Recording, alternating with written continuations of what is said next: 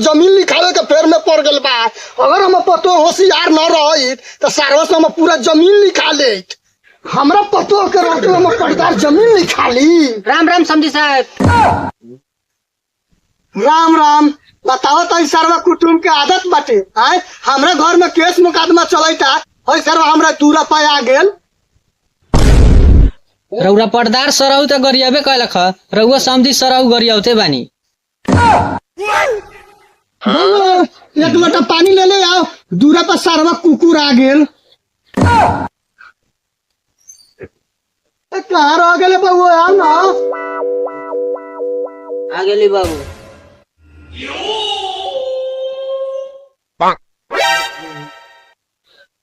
बाबू कौन है?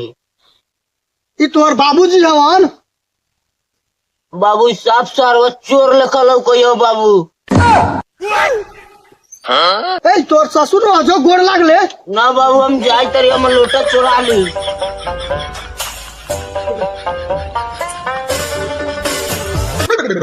बतावा तो पहले ई सारवा हमर दामाद बा। ई सारवा हमरा गोइदा चोर बा। बकलोल बकलो बहान चोदवा ई अपने बा। ए मेहरारू केने बाड़ी? कथिले चिल्लाई बाड़ी?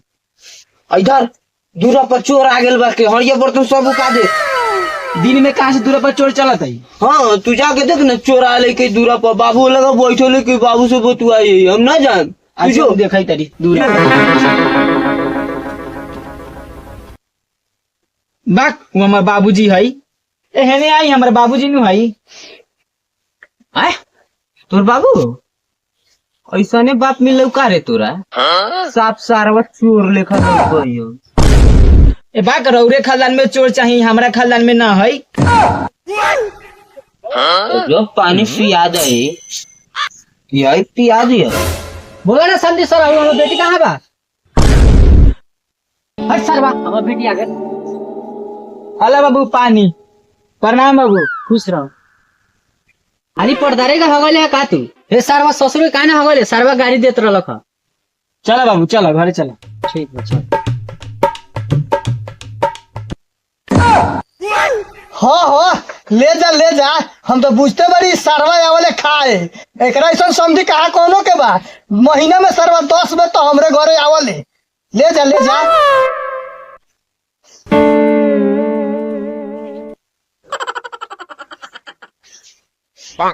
बताओ साला हमरा ये समझ में न आवली। महीना में 10 बेरी हमरा घरे का करे आवल। जा हो साले आन।